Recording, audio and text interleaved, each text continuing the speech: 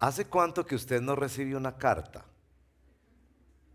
Ahora, una carta, no un email, ni un mensaje de texto, ni un chat, ni esas cosas. Una carta en un sobre, remitente. Y no es la carta del banco, donde te ofrecen otra tarjeta de crédito. No, no, no, no.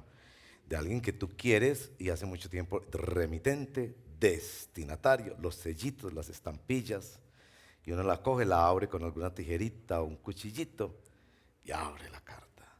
Y ve una caligrafía que aunque sea feíta, uno trata ahí de entender los jeroglíficos y ahí empieza la carta. Les digo eso para pedirles que leamos el texto de la palabra de Dios como una carta. Es una carta del Señor. Me refiero a la hermosa carta de Tercera de Juan. Es el antepenúltimo libro de las Sagradas Escrituras. Entonces, si van de atrás para adelante, lo encuentran fácil. Son 15 versitos, más pequeño aún que muchos capítulos de la Biblia, de los otros libros de la Biblia.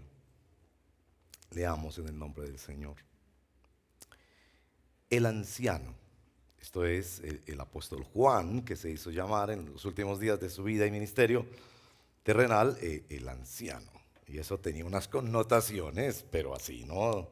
Tanto de autoridad espiritual, así se quería llamar. Él no se hacía llamar apóstol, anciano. Pero también tenía connotaciones de su caminar y de su experiencia con Cristo. Al querido hermano Gallo. Entonces ahí yo tengo que parar, porque como dicen que los cristianos estamos locos, y en parte tienen razón, porque vivimos como viendo al invisible. Entonces alguien que lea esto por primera vez dice, vea, mire pues, ya hasta le escriben a un gallo. Ya va a terminar escribiendo una carta a las gallinas, otra carta como San Francisco de Asís. No, corrección, no es con doble L, sino con Y, pues primera corrección, ¿cierto? Pues porque a veces la ortografía. Bueno, pero también es porque en esa época era un nombre muy, muy popular y a este se le dirige, el anciano a Gallo. Sigamos en el verso primero. A quien amo en la verdad, querido hermano, oro para que te vaya bien en todos tus asuntos y goces de buena salud, así como prosperas espiritualmente.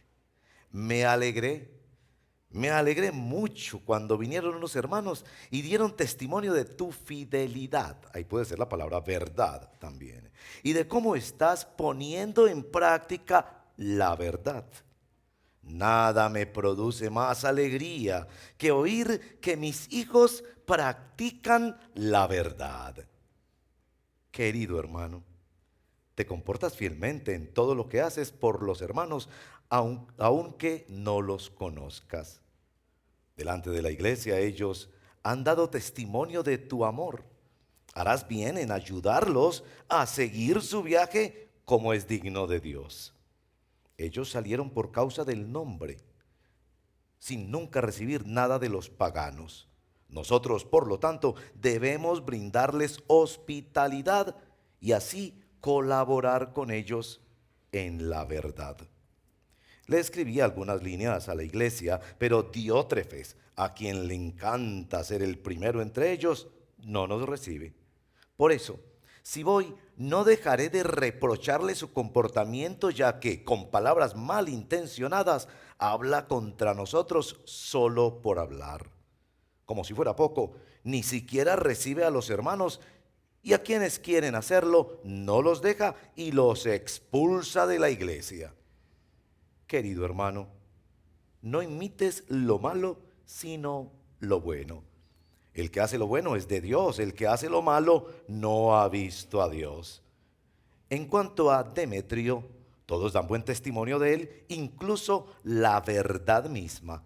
También nosotros lo recomendamos y bien sabes que nuestro testimonio es verdadero. Tengo muchas cosas que decirte, pero prefiero no hacerlo por escrito. Espero verte muy pronto y entonces hablaremos personalmente. La paz sea contigo. Tus amigos aquí te mandan saludos.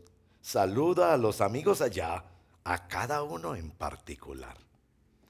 Esta es la palabra del Señor. Oremos, pedimos, Padre, que por la gracia del Espíritu, al salir hoy de aquí, tengamos una agenda de cosas que ajustar en nuestra vida para vivir bien en la verdad. Te lo pedimos en el nombre de Jesús nuestro Señor. Amén. Bueno, para sumar un poquito a eso que les decía de las cartas, ¿no? Este es un género literario, epistolaria, lo llaman las epístolas, ¿no? Está esa partecita allí, en el verso número 7.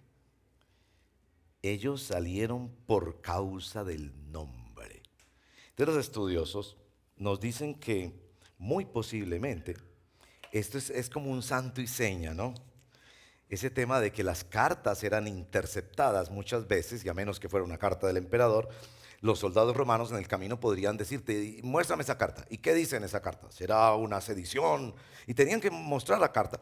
Entonces, al decir el nombre, esa era una tradición judía, el Hashem judío, pero San Juan lo usa también con la iglesia. Muchos no eran de trasfondo judío, pero el nombre. Ellos saben a quién se refiere. A nuestro Señor Jesucristo. Aquel que nosotros llamamos el Señor. Porque ellos se negaban a llamar a cualquier otra cosa o persona en el mundo su Señor y su Dios.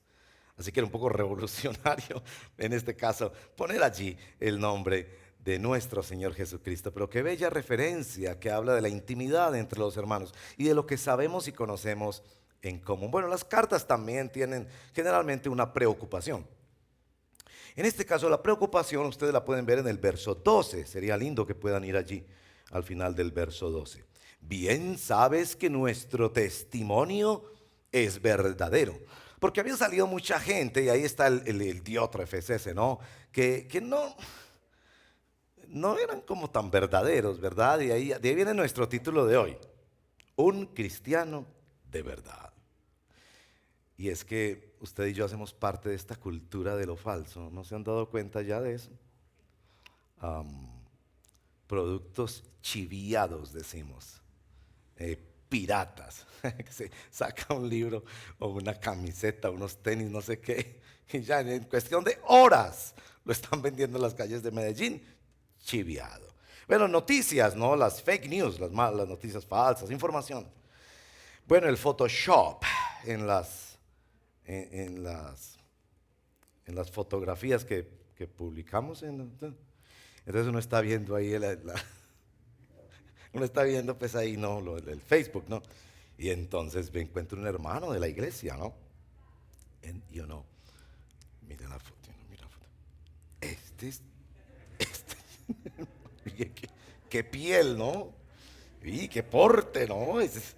Hasta hay cámaras que lo alargan a uno si se siente chiquito, lo enflaquecen si se siente gordo, una belleza, ¿no? Entonces uno, este mundo de cosas que no lo son. Las identidades falsas, que aprovecho siempre de decirle a los jóvenes, por favor, ustedes jóvenes, reconozcan que nosotros los viejos tenemos más experiencia, no por ser mejores, sino por todo lo contrario.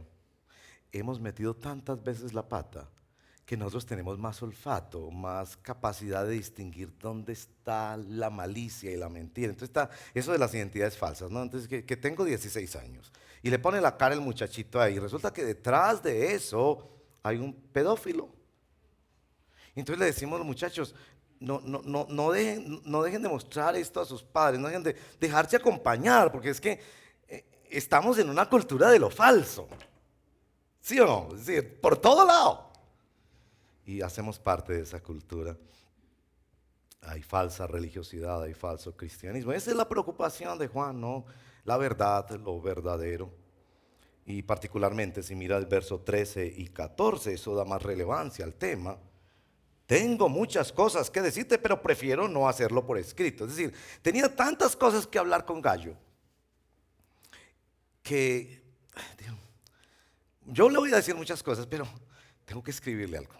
Esto tiene cierta urgencia y esto tiene cierta importancia. Y yo creo que se resume en el tema de la verdad y lo verdadero. Así que el bosquejito pues para nuestra reflexión bíblica de hoy.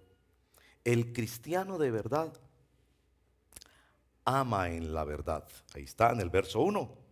Amo en la verdad y lo llama querido hermano, mis hijos. Está modelando cómo es un cristiano de verdad. Es movido al amor, no es movido al milagro.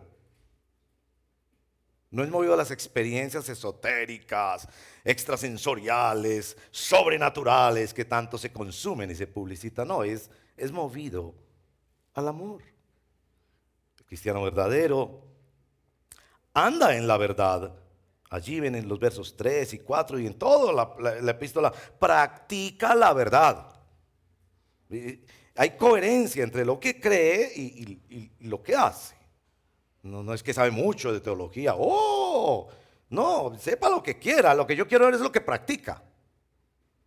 Un cristiano de verdad también ayuda en la verdad. Versos 6 y 7 insiste, ayuda a los hermanos, encamínalos, participa en la obra misioneras, en las iglesias, ayuda.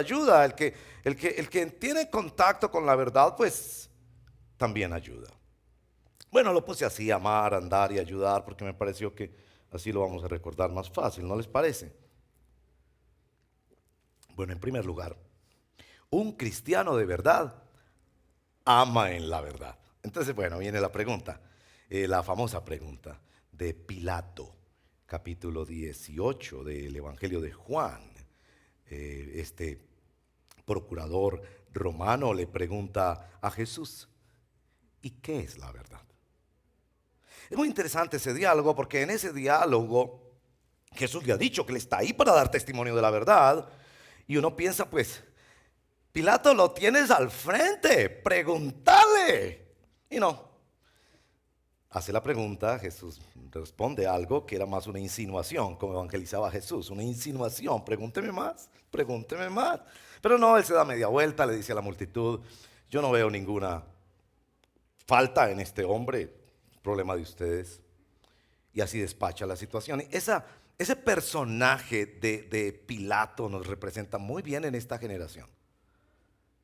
Porque cansados de escuchar expertos que dicen una cosa por un lado y expertos que dicen una cosa totalmente contraria por el otro lado.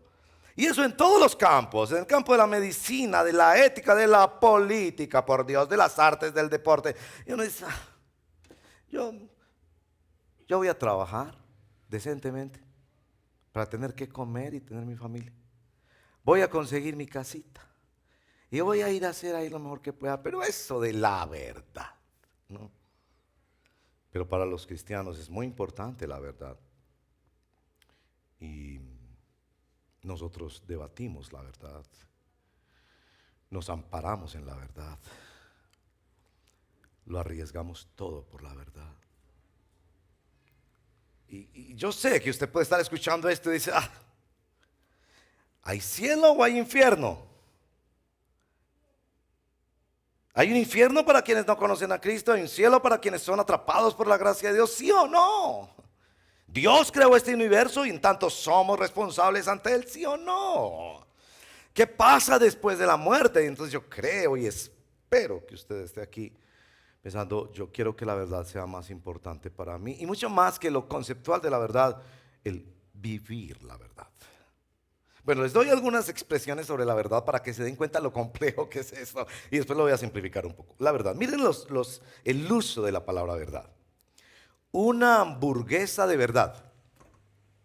Oye, yo esta semana me comí una hamburguesa de verdad. Es decir, lo tenía todo, estaba completa, era lo que yo esperaba, no deseaba nada más de una hamburguesa que lo que ésta tenía. La mamá al niño que llega temprano de la escuela, un poco avergonzadillo, el chico y la mamá le dice, mijo, dígame la verdad. Como, no me estás diciendo toda la cosa. O te sinceras con un amigo, lo miras a los ojos y le dices, amigo, la verdad, yo no quería hacer aquella cosa o yo realmente no te contesta otra cosa. Sinceridad. O ante el juez, la verdad, toda la verdad y nada más que la verdad para recordarnos que una verdad a medias es peor que una mentira y el juez quiere establecer ese testimonio sobre la base de la verdad. La verdad sobre las cosas, la verdad verdadera, o se dicen las noticias, se revela la verdad sobre, es decir, algo que estaba escondido o fuera misterioso o no se sabía, ahora sale a la luz. O te voy a decir una gran verdad. O eso no fue amor de verdad, fue solo una aventura. O esa no es libertad de verdad, fue solo un libertinaje destructivo. Claro, ustedes van a recordar, ya esto sí, una sentencia del Evangelio. Conocerán la verdad y la verdad los hará libres. Del capítulo 8 de San Juan. Capítulo 8 de San Juan es maravilloso sobre este tema de la verdad. Mucho que aprender allí. Precisamente de ese capítulo yo deduzco dos cosas esenciales sobre la verdad y que me parece que es fundamental que las entendamos. En primer lugar, la verdad es el Evangelio. Cuando los apóstoles nos escriben en el Nuevo Testamento, la verdad, camina en la verdad, conoce la verdad, es de la verdad, no se está refiriendo a la verdad sobre la vacuna del COVID o sobre la ciencia aeroespacial. Se está refiriendo a tres cosas esenciales. Déjeme resumir así el Evangelio. Primero, el ser humano creado por Dios es responsable y es pecador y enfrentará un juicio de Dios. Eso es verdad. Gústele a usted o no le guste. Algunos se darán cuenta solamente de eso al momento de morir. ¿Verdad? La segunda cosa que el Evangelio insiste es que Dios ha tenido un plan de redención en la persona del Señor Jesucristo. Ofrece salvación a la humanidad de ese juicio divino y de la condenación eterna que ella trae. Y en tercer lugar, que Dios tiene un propósito eterno, histórico, que no es hacerte feliz y tener muchos milagros, sino restaurar todas las cosas y traerlas de nuevo a la comunión con la Santísima Trinidad en un pueblo santo que Él trajo por la gracia a su pacto precisamente de gracia. Es decir, el hombre es responsable, es pecador, Dios ofrece un plan de salvación en Cristo, Dios tiene un plan eterno de restauración y un pueblo escogido. Ese es el Evangelio. Cuando en el Nuevo Testamento se dice verdad, verdad, es eso, es la esencia del Evangelio. Y claro, la verdad es también una persona. Ahí en el verso dice el nombre. Y en el verso 12 habla de Demetrio y dice que ellos dan testimonio, pero que la verdad misma, la verdad puesta en una persona, es una persona. San Juan capítulo 4, versos 6 y 5, verso 6 en su primera epístola, pone la verdad, es Jesús, es el Espíritu Santo. Y claro, en ustedes debe resonar, por favor, Juan 14, 6. Yo soy la verdad y la vida. Nadie viene al Padre sino por mí. Esas son las palabras de nuestro Señor Jesucristo. Entonces, la verdad sí es una afirmación, algo que es sólido, seguro, incontrovertible. El Evangelio de la verdad, o la verdad del Evangelio, pero es también una persona, nuestro Señor Jesucristo. Cuando yo llevo a mi papá al médico, yo no estoy confiando en los libros que ese médico estudió. Yo no estoy confiando en los aparatos que ese médico usa y toda la tecnología que ese médico usa para curar a mi papá. Por supuesto, los libros que él estudió y los aparatos son muy importantes. Gracias al Señor por todos ellos. Pero yo estoy confiando en una persona. Yo estoy poniendo mi confianza en una persona. Y por eso me siento con él y le digo, doctor, dígame la verdad. ¿Usted cree que es mejor operarlo o no? Y él me dice la verdad. Con estas y estas y estas y estas y estas y estas observaciones, lo mejor es proceder. Y yo confío en esa persona y he confiado en una persona que es verdad, camino y vida. Y esta verdad lleva al amor. Y quiero referirles mucho a la prédica de la semana pasada, en 2 de Pedro capítulo 1, porque decíamos eso allá, que finalmente la verdadera fe lleva al amor. explicábamos ampliamente eso. Aquí se ve claramente en el verso 1 esta verdad que es una persona, los mueve al amor y es al amor ágape. Es al amor capaz de amar al que no es amable. Es el amor que no escoge su objeto de amor. Es el amor que no está centrado en el deseo personal. Es el amor de Dios y que amamos porque Él nos amó primero. Entonces la primera afirmación aquí es, el cristiano de verdad ama en la verdad. Ha sido introducido en una nueva identidad en relación con el Padre, el Hijo y el Espíritu Santo, que no lo mueve a otra cosa más que amar. Y mire todo lo que produce ese amor. Verso 2, produce oración. Verso 3, produce alegría. Verso 4, produce afirmación. Verso 5, produce deseos y ánimo para la conducta de los demás. Y van a ver más adelante visitación, contentamiento, planes, paz, saludos. Es un amor como que quien conoce a Jesús de Nazaret entra en ese camino del amor.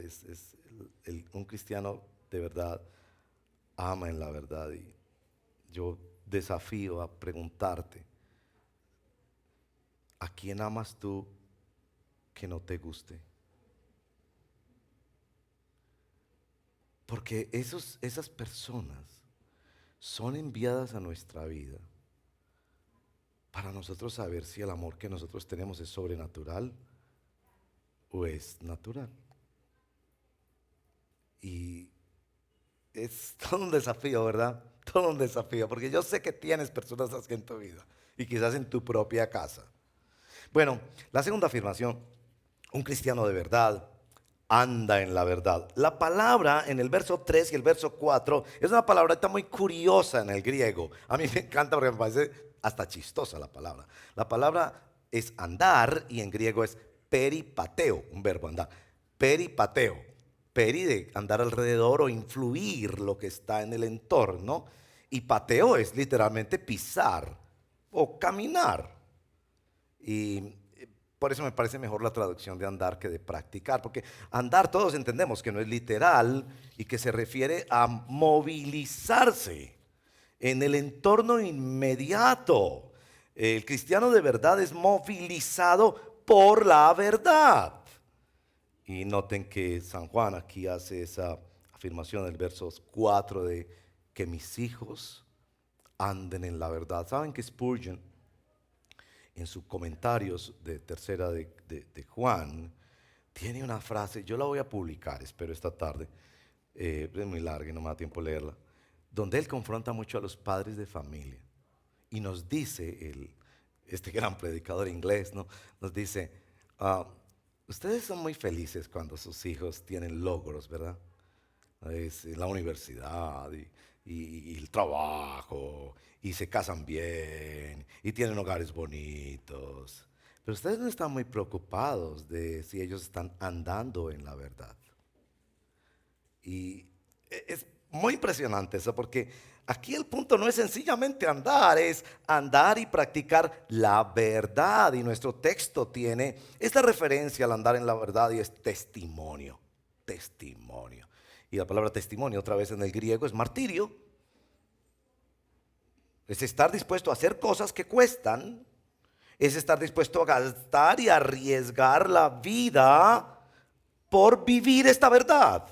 Entonces, claro, cuesta que te echen del trabajo porque tú no participas en ese robo o en esa sinvergüencería que se está haciendo allí, lo que fuera. Es decir, hay un caminar en la verdad que tiene connotaciones y por eso el apóstol aquí pone un contraejemplo. Diótrefes, y era un líder de la iglesia, no sabemos si era pastor o no, pero era narcisista, quería tener el control, era egocéntrico, no dejaba que los hermanos se relacionaran con otros hermanos, no que ayudaran a otros hermanos. Y de hecho era este líder autoritario y abusivo que decía, y expulsa de la iglesia. porque no le dieron gusto a él en sus opiniones sobre ciertos hermanos. Pero nos da un buen testimonio en el verso 12 de Demetrio, seguramente quien lleva la carta. Y este hombre ha decidido salir sin recibir ayuda de los paganos, de quienes no eran cristianos, para servir en la obra. De allí la importancia en esto del andar en la verdad. El verso 11. Miren, ese verso 11 es de esos versitos que deberíamos poner en nuestra casa. En primer lugar, deberíamos poner, pues así, puesto, ¿no? En un cuadrito. En primer lugar, porque no es religioso.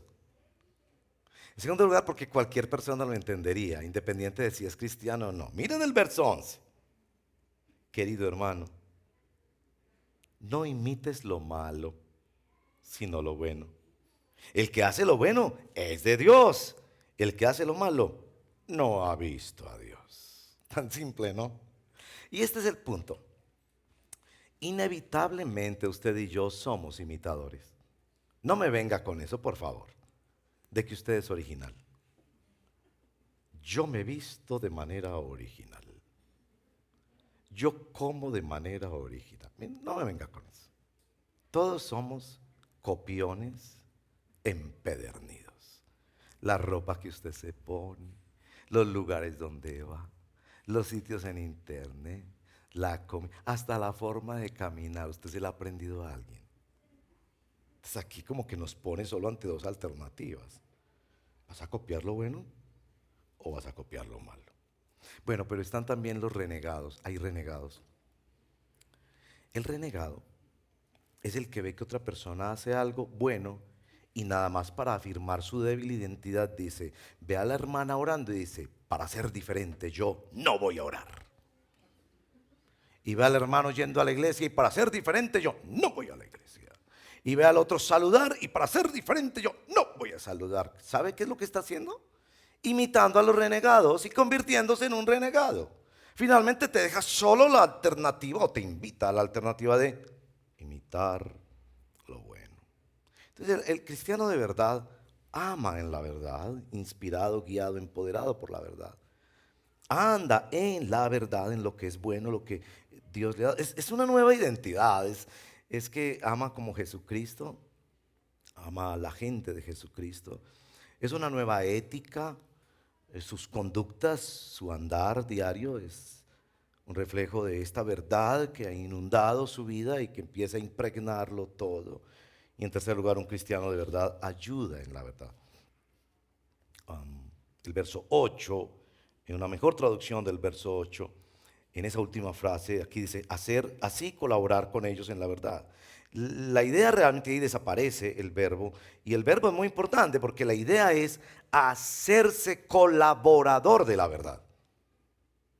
Es decir, es la persona que está aprendiendo a conectar su ser con su hacer y está aprendiendo la importancia de la misión de Dios, de los propósitos de Dios. Y claro, esto es muy, muy importante en estos primeros tiempos porque nos conecta con dos temas fundamentales y es el tema, en primer lugar, de la obra misionera. Ahí se usa la expresión, verso 8, hospitalidad, pero pues hospitalidad. Nosotros entendemos hospitalidad como pues a una persona que viene generalmente conocida, viene de afuera y pues no tiene una casa en la ciudad y nosotros le damos una camita y le damos la comidita. Y yo he disfrutado muchísimo de la hospitalidad en viajes de hermanos cristianos. Pero aquí este es mucho más. Póngalo en contexto y verá. Eran tiempos de persecución. Muchos de ellos no decían públicamente que eran cristianos porque esto era ponerse una sentencia de muerte o de cárcel o de persecución, etc. Entonces habían ciertas claves. Una de esas claves que se conoce y hay obviamente inscripciones al respecto, era lo del pescadito. Pues ahí viene lo del pescadito, ¿no? Porque la palabra pescado en griego es un acróstico. La palabra pez se podía escribir ictus, y esto es Jesús, es el Hijo de Dios y es nuestro Salvador, las iniciales de esa expresión.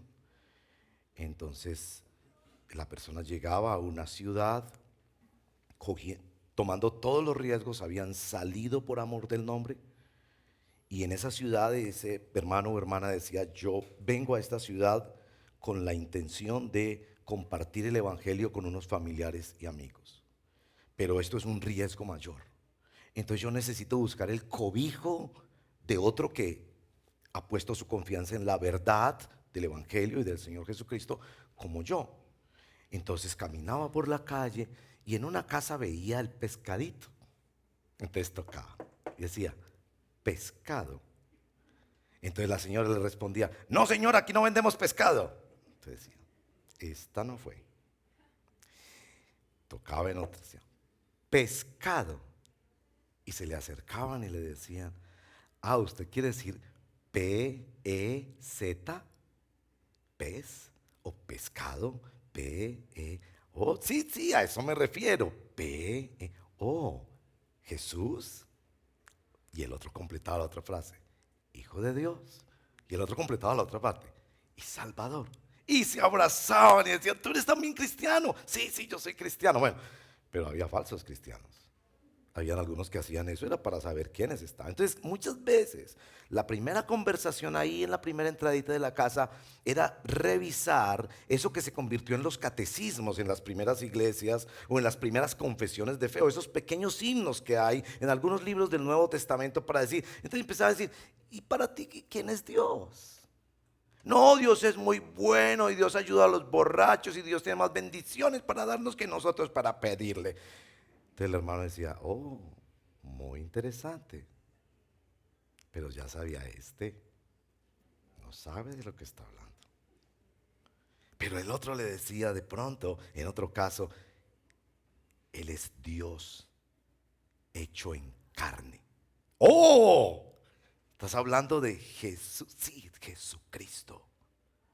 Entonces, así como que confesaban su fe y cuando verificaban que era un hermano en la fe, pues claro, lo recibían, le daban la comida. Pero al salir de ahí, después de estar en aquel pueblito compartiendo el evangelio con otros, el hermano le decía, yo quiero ir a otro pueblo, pero es que yo no tengo plata y no tengo dónde llegar. Así que hospitalidad significaba también darle al hermano la loncherita, unas moneditas para que siguiera. Y eso, hermanos, en la carta de Juan es el comienzo de la obra misionera. Y nosotros pensamos que la obra misionera empezó con William Carey por ahí hace unos siglos. No, era ahí, así fue que empezó la obra misionera. Entonces ayudar era ayudar en la obra misionera transcultural o transnacional. Se sabe por esta epístola en particular que Juan tenía como o dirigía todo un ministerio misionero en aquella región. Si ustedes leen bien la carta, él estaba enviando personas y las enviaba con cartas de recomendación. Algunos eran desconocidos para aquellas iglesias y ya les expliqué cómo se iban relacionando con los hermanos y mostraban esas cartas también para mostrar que ellos venían de parte de Juan. Y noten en el verso 6, para que ellos sigan su viaje y para que lo hagan como es digno de Dios. ¿Cuánto nos hace pensar en los misioneros secuestrados en Haití, en una misionera que estamos apoyando en el Oriente Medio, en nuestros misioneros que apoyamos aquí en las selvas con los indígenas? ¿Cómo es digno de Dios? ¿Y cuánto nos hace pensar que debemos sacrificarnos más para ayudarlos? Porque como dice muy bien John Piper, usted tiene solo 3 opciones en el mundo de las misiones: ser un gozoso y sacrificial enviado, ir; ser un gozoso y sacrificial enviador, enviar; o ser un desobediente. Esto de ayudar en la verdad no es dar contribuciones esporádicas, es estar dispuesto a que se metan en nuestra casa, a que coman en nuestra mesa, a que toquen nuestras finanzas, a que planeemos nuestro futuro, a que entendamos que lo que nosotros tenemos no es de nosotros. Nosotros, hermanos y hermanas, somos administradores de Dios. Y Dios ha dicho, apoya la obra misionera. Y es un área en la que necesitamos crecer. Yo sé que hemos ido avanzando, pero todavía estamos en el 3% de nuestro presupuesto. Para mí eso es vergonzoso. Deberíamos superar por lo menos el 10% de todo lo que nosotros invertimos en obra local enviado hacia la obra transcultural y transnacional. Bueno, el texto también creo que tiene que ver con otro asunto, se lo voy a mencionar rápidamente, pero es motivo de investigación y creo que debemos pensar mucho en eso. Y es el tema de la Iglesia Universal. Los bautistas hemos defendido en la historia que los cristianos hemos de tener un vínculo con la iglesia local y con la iglesia universal. Les explico. La iglesia local es esta iglesia, es una iglesia en un local. Es una iglesia donde yo me hago miembro para dar cuentas, para cuidar a otros y que otros me cuiden a mí, donde conocen mi nombre, donde conocen mi historia, donde me ayudan a descubrir los llamados y las vocaciones de Dios, donde oran por mí, yo oro por otros, donde sostengo mis pastores y mis líderes y los apoyo y trabajamos juntos en la obra. Es la iglesia visible, se ha dicho a menudo. Pero nosotros creemos también que hay una iglesia universal. Es decir, que esta iglesia no es dueña del Espíritu Santo. El Señor está trabajando en otros lugares y de otras maneras, no solo aquí, sino en toda la historia. ¿Cómo nos conectamos con eso? Noten que la crítica a Diótrefes es precisamente esa.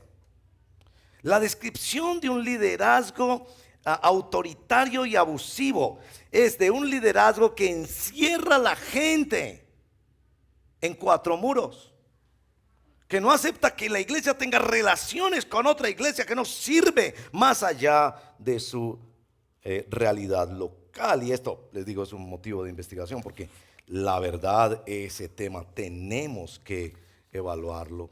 Creo que no vamos mal en el sentido de que nuestra iglesia, este edificio lo usan una cantidad de ministerios. Tenemos relaciones con pastores en otras ciudades, amamos otras congregaciones, ayudamos iglesias que no tienen nada que ver con nosotros de manera, digamos, administrativa o denominacional. Pero debemos entender que la iglesia debe tener un ojo también puesto en qué está haciendo Dios en el mundo. Y también qué ha hecho en el pasado, cómo entendemos la historia de la iglesia y cómo ayudamos también allá. Bueno, un cristiano de verdad ama, anda y ayuda en la verdad. Conclusión. En Primera de Corintios capítulo 11 verso 1, Pablo dice que sean imitadores de mí como yo lo soy de Cristo. Yo creo que no debemos ser tímidos en pensar que somos personas que queremos sentar un ejemplo. Ahí en tu oficina, en tu vecindario, en toda tu vida, estás sentando un ejemplo. Pero también estás sentando un ejemplo porque estás siguiendo un ejemplo. Y San Pablo se atreve a decir numerosas veces en el Nuevo Testamento, yo he contado por lo menos 6 veces, donde dice, imítenme a mí o síganme a mí. Y aquí particularmente en 1 Corintios 11:1, síganme a mí porque yo estoy siguiendo a Cristo. Es decir, no es porque yo sé, no, es porque yo estoy también imitando a Cristo. Y claro, nuestro ejemplo supremo, Él sí supo amar. Él sí supo andar haciendo bienes. Él sí supo ayudar. Y todas estas personas, Juan, Gallo, Demetrio, los hermanos de todas estas iglesias, eran tremendamente inspirados por eso. Y la razón por la que yo le digo eso es porque yo no quiero de ninguna manera que usted piense que yo estoy hablando de un evangelio de obras. Porque eso es tan común hoy en día en la predicación en nuestras iglesias latinoamericanas que yo no quiero que usted tenga la impresión de que desde este púlpito estamos diciendo, ame, ande y ayude para que Dios lo bendiga, usted se gane el cielo o le vaya mejor en la vida. No es eso lo que estoy diciendo. Te estoy diciendo, ame, ande y ayude en la verdad. Es que es por el hecho de que yo he sido traído a la gracia de Dios que yo puedo amar. Es por el hecho de que yo he sido traído a la gracia de Dios que yo puedo andar. Es por el hecho de que yo he sido traído a la gracia de Dios que yo puedo ayudar. No soy más que el reflejo del amor de Dios, del andar de Dios, de la ayuda de Dios. Así que como aplicación aquí hay una pregunta fundamental. ¿Eres un cristiano de verdad? Y déjeme decirle, no le tengas miedo a esa pregunta. En las noches, en las noches oscuras del alma. A mí me pasa así, yo no sé a ti, pero eso es entre las 3 de la mañana y las 6 de la mañana. Cuando viene todo ese fatalismo a nuestro corazón, todos esos pensamientos y miedos, ahí cuando te desvelas, si tú duermes muy bien, dale gracias a Dios. Pero los que nos desvelamos, por razones de salud en particular, y viene esa cosa, no le temas a esa pregunta. No le temas a esa pregunta. Ni tengas una falsa vergüenza. Ay, ¿qué hago yo? Que sé todo, tantas cosas de la Biblia y que hace 50 años no sé qué y no sé qué y que mis padres son así y que no sé quién es así y que la gente piensa. No, no le temas a esa pregunta. ¿Es un cristiano en verdad? ¿Estás movido por la verdad? Que es la persona del Señor Jesucristo que nos dio su Espíritu Santo y el Espíritu de verdad. Él testifica que eres un hijo de Dios. Entonces, si tu respuesta es sí, yo soy un cristiano de verdad, entonces yo estoy seguro, pues porque así lo respondo yo, pero pensaría que todos los que responderíamos sí, diríamos sí, yo soy un cristiano de verdad, pero a mí me falta amar. Hay unas cosas que debo ajustar aquí. Yo no amo y no a gente que me gusta. Y yo no hago sino cosas que me gustan. Y yo no ayudo sino en cosas que me gustan. Aquí hay una cosa que yo tengo que ajustar. Entonces, bueno, el Señor te dice, ven a Jesucristo en arrepentimiento, pidiendo perdón por un cristianismo muy egocéntrico, muy desconectado de los propósitos de Dios. Pero si tu respuesta es no, no. O sea, a mí me gusta ir allá, o voy porque mi mamá me lleva, o para que la esposa me dé almuerzo los domingos, porque ella me ha dicho, no hay almuerzo en la casa si no va a la iglesia. Pero la verdad no es que me choque, dirás, no es que me choque, me parece que algunas enseñanzas son bonitas y puedo pedir que oren por mí. Efectivamente Dios me ha ayudado cuando los hermanos han orado, Dios es bueno. Pero llegas a decir, no, la verdad yo no soy un cristiano de verdad. ¿Saben que grandes predicadores en la historia se convirtieron después de estar ya predicando el evangelio?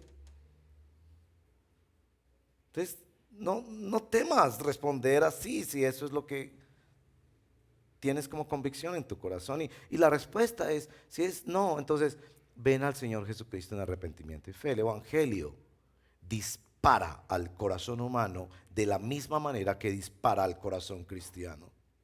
Ven a Cristo Jesús en arrepentimiento y fe. Porque no hay otra cosa que pedir al Señor misericordia. Cuando sentimos que nuestro cristianismo es flojo, o cuando sentimos o sientes que sencillamente no hay cristianismo verdadero allí. Ven al Señor Jesucristo en arrepentimiento y fe.